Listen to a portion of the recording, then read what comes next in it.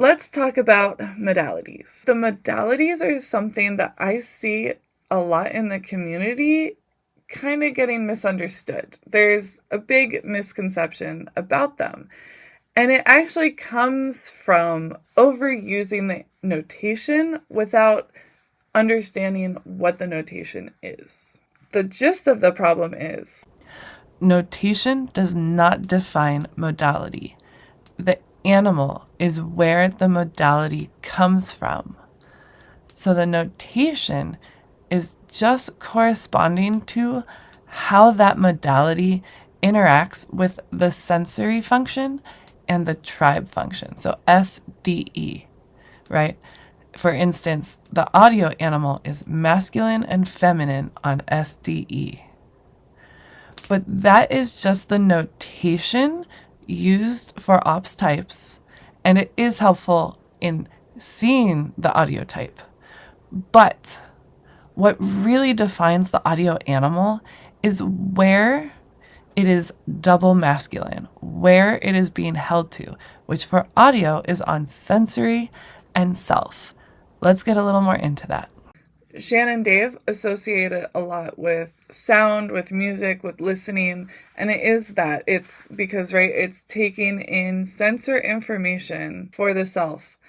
Something I've really tied that animal, that modality to, is to skateboarding. And that's kind of a perfect example to look at this. So two really well-known skateboarders are Casey Neistat and Tony Hawk. And we've studied them in ops, so we know their type. Casey Neistat is audio. Tony Hawk, however, is visual. It's like, okay, so how does that tie in with the audio animal? Where does that fit in? By looking at not their modalities alone, by also looking at their animals and where those animals are. So SDI is where an audio person is double masculine on the sensory and the self. Casey Neistat has the sensory and DI animal last because for him it is consume and it is last. However, it's double masculine. So you can even see it when you're kind of watching him. It's like when he is skateboarding, he is like getting in the zone, right? And you can also see how he is holding to the self in the sensory and controlling that like a little joystick, just moving around. Cars, everything are just going by him. That's the feminine DE that he is just passing through and controlling himself a lot, right? Okay, so that's Casey Neistat. Now let's look at Tony Hawk. So Tony Hawk, as we said, is visual, right? So he is actually double masculine on intuition and the tribe. But his audio animal is second. So Tony Hawk is still making use of that audio animal. Although he's doing it kind of differently. I mean, from what I know of him, he does a lot of these crazy tricks, which I feel like kind of are using his visual, right? It's like he's masculine and plotting out these crazy courses, right, for that can be used, which is more of like a DE thing, right? It's more of a masculine DE thing. But then he goes back in, and what he's doing, spending a lot of time doing and perfecting, is like using that audio where he moves himself then through that crazy course. So although Tony Hawk is visual, he's still using that audio animal.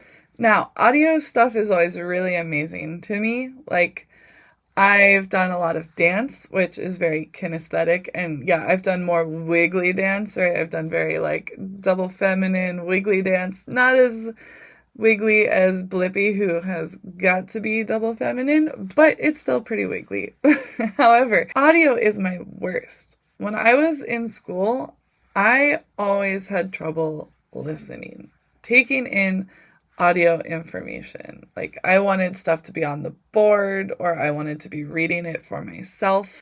In college, I got better at it by learning that when I was listening, I had to be writing and drawing. I had to be bringing my visual world into it in order to get any of that information in through my ears and into my brain. Now, why am I bringing that up? Because if you just look at the notation, my play, which is second, my NEFE is my audio animal, which is how people phrase it. And it's like, it's not. Like, I am not audio second. And my type twins and I all had a discussion about this too, because one of them brought up, they were like, I think I'm actually really bad at audio. And it's like, yes, we are really bad at audio, because that is actually last for us. Kinesthetic is not even last. Like, I've done more kinesthetic stuff in my life, but audio is in fact last. My second animal, though masculine and feminine, is actually the visual animal. It is NEDE.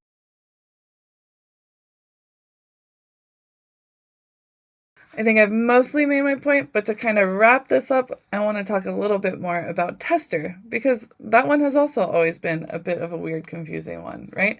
So David Shan got the word tester because a lot of testers are like trying foods or taking in smells and that kind of thing. And so it's like, well, that's a very external thing.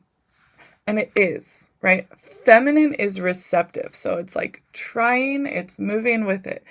But the tester function, when you consider all the functions, is the intuition for the self, because that's what's happening while receiving all those signals. Those signals are then coming in, and what is being held to? Not the signals themselves super much, but the pattern building for the self of those signals. You can look at David Burka, who has clearly built that very well, and watch how he's testing all those things. And you can hear him when he speaks using the patterns, though, that he has built for the self. Even though that is his demon, that is what he is actually holding to. Want to shake it as we go? God. And we want to hear it sort of just the last couple kernels that stop, then you know it's ready.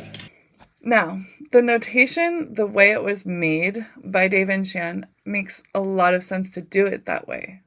Because when you look at those terms, tester, visual, audio, kinesthetic, which are words that were already out there describing ways of learning and interacting with the world, it makes sense to put that on the SDE, on the sensory and the tribe, on the stuff that is external, how we're acting out here. It makes sense.